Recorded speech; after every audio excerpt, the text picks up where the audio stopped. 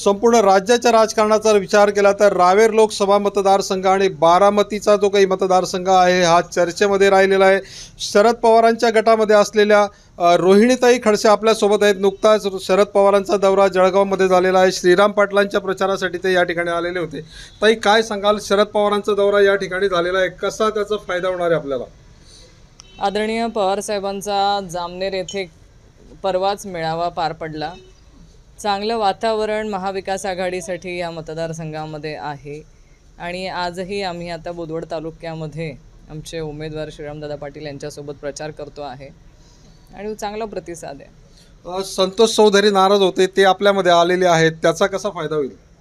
नक्कीच संतोष भाऊ चौधरी हे पक्षाचे ज्येष्ठ नेते आहेत। आता तेही सोबत येऊन प्रचार करत आहेत। पवारसाहेबांच्या सभेमध्ये देखील ते उपस्थित होते आणि नक्की त्याचा चांगला फायदा हा आमच्या उमेदवाराला होईल, हा आम्हालाही विश्वास आहे। तर दुसरीकडे एकनाथ खडसे जे आहेत, राष्ट्रवादीचे प्रमुख नेते होते, ते मात्र भाजपच्या वाटेवरती आहेत, त्याची उणीव भासणार आहे आपल्याला? उणीव प्रत्येकाची भासतेच आणि त्याचबरोबर भाऊंची उणीव नक्कीच जाणवेल आम्हाला। त्यांच्या मार्गदर्शनाखाली आणि त्यांच्या नेतृत्वामध्ये आम्ही मुक्ताईनगर मतदारसंघामध्ये गेले अनेक वर्ष झाले काम करतोय। आज रोजी ते नसण्याचा सगळ्यात जास्त कमी मला जाणवेल, कारण त्यांच्यासोबत आणि त्यांच्या म्हणतो ना आपण वडिलांची साथ घेऊनच मी राजकारणात आलेले होते। पण आता लढतोय, शिकतोय, जितेंगे, लढेंगे और जीतेंगे।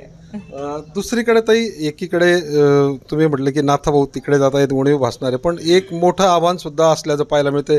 रक्षाताई आपल्याच कुटुंबातल्या आहेत आणि त्यांच्या विरोधात हा लढा द्यावा लागतोय। मी आधीही सांगितलं आहे, हा लढा कुठल्याही व्यक्तीच्या विरोधातला नाही आहे, ही विचारांची लढाई आहे। भारतीय जनता पार्टी आणि राष्ट्रवादी काँग्रेस शरदचंद्रजी पवार पक्षाच्या ह्या दोन पक्षांमधच्या विचारांची लढाई आहे आणि ह्या विचारांच्या लढाईवरती आम्ही दोघंही ठामपणे एकमेकांच्या पक्षाची विचारधारा घेऊन समोर जातोय आणि लोकांना पक्षाच्या विचारधारेवरती विश्वास ठेवायला आव्हान करतोय। तुम्ही दुसरं एक आता 2 दिवसापूर्वीचं एक स्टेटमेंट आहे तुमचं की आमच्या रक्तात गद्दारी नाही, आम्ही निष्ठेने काम करणार, असं का सांगावं लागतंय आपल्याला आणि काय सांगायचं यातनं? गेले अनेक वर्ष झाले तुम्ही आदरणीय खडसे साहेबांचा मुक्ताईनगर विधानसभा क्षेत्र असेल किंवा महाराष्ट्रामध्ये केलेलं काम असेल, कायम लोकांच्या संपर्कात राहून त्यांनी कायम भारतीय जनता पार्टीसाठीही निष्ठेने काम केलेलं आहे। गेले अनेक वर्ष झाले तुम्ही काम बघत आले त्यांच्या जवळून, त्याच तऱ्हेने आम्ही भविष्यामध्ये आज भाऊ तिकडे काम करणार आहेत आणि मी या पक्षामध्ये काम करणार आहे। जो कार्यकर्त्यांमध्ये थोडाफार पण कुठे संभ्रम जाणवतोय का, त्या तऱ्हेने ते वाक्य होतं, कारण आम्ही ज्या पक्षामध्ये राहतो त्या पक्षाने निष्ठेने काम करतो, हेच मला सगळ्यांना सांगायचं आहे। मी आज रोजी पवारसाहेबांसोबत आहे तर मी याच विचारधारेवरती कायम राहणार आहे आणि भविष्यात देखील याच विचारधारेशी कायम राहून काम करणार आहे। तर दुसरा एक विषय आहे की जे सतीश अण्णा पाटील आहेत, आपल्याच पक्षाचे नेते आहेत, त्यांनी मात्र सातत्याने नाथाभाऊ असू द्या किंवा आपल्यावरती एक प्रकारचा अविश्वास दाखवल्याचं पाहायला मिळतं आपल्याला की आपल्या सुनेच्या सोयीसाठी राष्ट्रवादीमध्ये त्यांनी उमेदवारी नाकारली, असा आरोप त्यांनी केलेला होता। आता त्यानंतर त्यांनी आपल्याला सुद्धा आपली निष्ठा सिद्ध करण्यासाठी लीड मिळवण्याचं आवाहन केलं आहे। मला असं वाटतं आदरणीय सतीश अण्णा पाटील यांच्या प्रत्येक वक्तव्यावरती आदरणीय पवारसाहेबांनी उत्तरं दिलेली आहेत, त्याच्यामुळे मला त्याच्यावर उत्तर द्यायची फार काही आवश्यकता वाटत नाही। पण असं का आक्षेप घेत आहेत ते सातत्याने आपल्यावरती? ते त्यांना जाऊन विचारा, मी कसं सांगणार?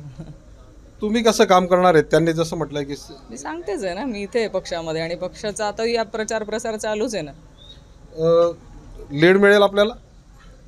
नक्की मिळेल। ज्या तऱ्हेने आम्हाला वातावरण दिसतं आहे, लोकांच्या माध्यमातून उत्स्फूर्त असा प्रतिसाद मिळतोय, तर नक्कीच लीड मिळेल। तर ह्या होत्या रोहिणीताई खडसे। त्यांनी असं म्हटलेलं की पक्षाचं काम आपण एकनिष्ठेने करत आहोत आणि या ठिकाणी आपल्याला आणि आपल्या उमेदवाराला नक्कीच लीड मिळेल, अशा प्रकारची आशा त्यांनी व्यक्त केलेली आहे। चंद्रशेखर नेबे, एबीपी माझा, जळगाव। एबीपी माझा, उघडा डोळे बघा नीट।